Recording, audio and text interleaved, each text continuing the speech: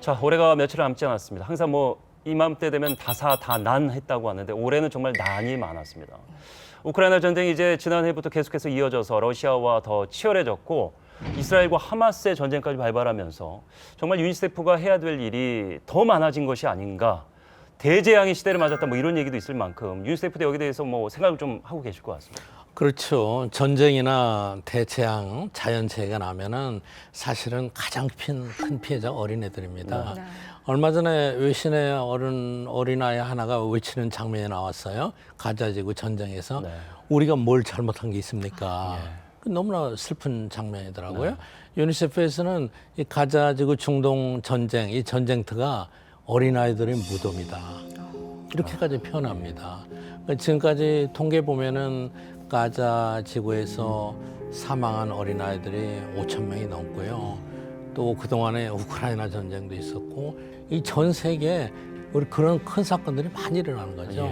그때마다 이제 유니세프의 역할이 많고 유니세프는 거의 전 세계에 국가 사무소가 있기 때문에 예를 들자면은 뭐 북한에도 당연히 있고요. 그런 네트워크를 통해서 직접적으로 그런 사태가 발생했을 때 도와줄 수 있는 준비가 돼 있는 거고요.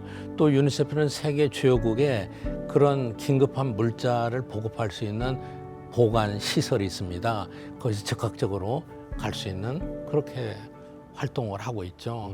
사실은 그런 사태가 많이 발생하지 않아야 되는데 유니세프의 도움이 더 많이 필요로 하는 상황일수록 사실은 더 피해가 큰 거죠. 네.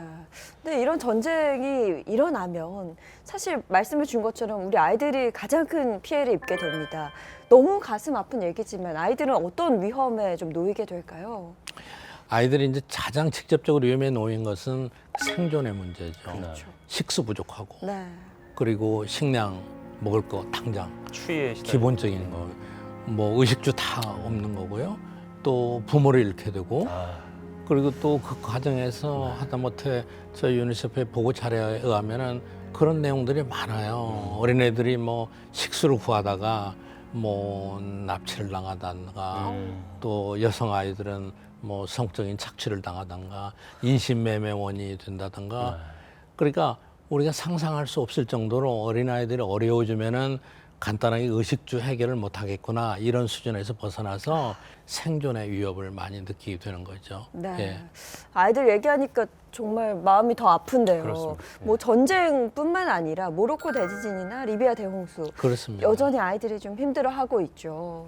그렇죠. 그러니까 튀르키예 지진도 있었고 그렇네요. 모로코에서도 있었고 지진 뭐 자연재해 요즘 기후 변화 때문에 그런 일이 엄청 많잖아요. 근데 아이들은 의사 표현할 능력도 없고 자기가 주도적으로 뭘 할 수도 없는 거고 네. 뭐 대피하기도 어렵고 예. 네. 이런 여러 가지 상황 때문에 그런 위험에 직면하게 되고요. 네. 지난번에 이제 코로나가 상당히 세계적으로 창궐했을 때도 어려운 국가에서는 백신을 얻기가 어렵잖아요. 그러니까 우리나라에도 널리 알려졌는데 코백스라고 해가지고 네. 처음에 백신이 부족할 때 처음에 이 WHO를 중심으로 들어왔잖아요. 그게 이제 유니세프가 주관한 중요한 사업이었습니다. 그래서 저희가 유니세프가 전 세계적으로 가장 많이 백신을 구매하는 기관 중에 하나예요. 그 이유는 아주 저소득층의 어린아이들한테 기본적인 백신, 예를 들어서 소아마비부터 시작해서 뭐 코로나 이르기까지 그런 걸 보급해주는 사업을 하고 있죠. 네. 그리고 지금 현재 세계에서 태어나는 아이들의 3분의 1 이상은 아프리카예요. 그런데 또 불행히도 아프리카의 대부분의 국가들이 기아선상에서 허덕이고 있습니다. 네. 따라서 그 아이들의 피해가 더 큰 거죠.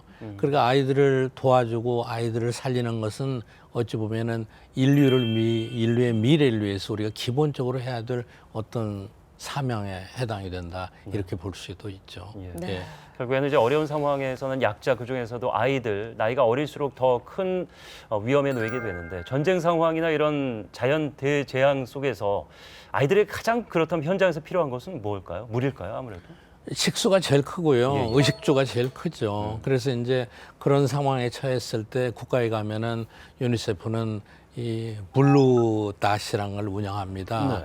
그래서 유니세프의 상징이 파란색이거든요. 그렇죠. 파란색 텐트를 해놓고 아. 부모를 잃은 아이들 봐주기도 하고 주거 시설이 없는 아이들 저기 하고 임시로 교육 현장을 만들어 가지고 저 유니세프가 보급하는 것 중에 교육 키트가 있어요. 공수하기도 하고 그걸 갖다 놓으면은 텐트에서부터 칠판, 연필 공부할 수 있는 환경을 만들어주고 이런 그러니까 가장 기본적인 그것부터 시작하는 거죠. 예. 네. TV에서 이제 다양한 이제 구호단체들이 적극적인 모금 활동에 나섭니다. 요즘에는 채널도 많고 그렇기 때문에. 근데 저희 아버지가 이렇게 TV를 보시다 이제 나오면은 못 견디고 이렇게 돌리시는 장면을 제가 자주 보는데 그게 이제 어려운 상황을 현실적으로 전해주려는 노력인 건 알겠습니다만 너무 힘들어하는 아이라든지 너무 그 가난을 정말 비극적으로 묘사한 영상들이 과연 저게 모금에 혹은 기부에 도움이 될까 이런 생각하거든요. 유니세프는 여기에 대해서 어떤 입장 가지고 있습니까? 네, 저희 유니세프는 몇 년 전부터 아이들의 아주 처참한 모습을 그러니까. 보여주면서 기부자들의 마음을 자극해서 모금하는 사업은 저희가 하지 않고 있습니다. 기부를 받으면서 이 아이들이 변하고 생활을 정상적으로 할 수 있고 기쁨에 넘치면서 뭔가 긍정적으로 움직이는 그렇죠. 모습들을 보여주고 예, 예. 그걸 통해서 저희는 기부를 하려고 합니다. 그리고 이제 최근에 이제 노벨상을 받은 경제학자도 그런 연구를 했었는데 네. 우리 장기적으로 보면은 아이들에게 필요한 물건을 현물로 직접 주고 그때그때 식량을 공급해주고 이런 활동을 해서 이 아이들을 도와주는 것하고 이 아이들이 스스로 자기 발전을 위해서 개발할 수 있는 기회를 만들어주는 거하고 어느 게 장기적으로 비교했을 때 더 좋은 거냐. 그 아이 자체도 큰 잠재력을 갖고 태어나기 때문에 그렇죠. 어느 네. 시점에서는 뭔가 스스로 많은 걸 개발해낼 수 있다. 네. 그런 잠재력이 있다. 이런 것들을 자꾸 자극해 주는 게 가장 중요하다고 생각합니다.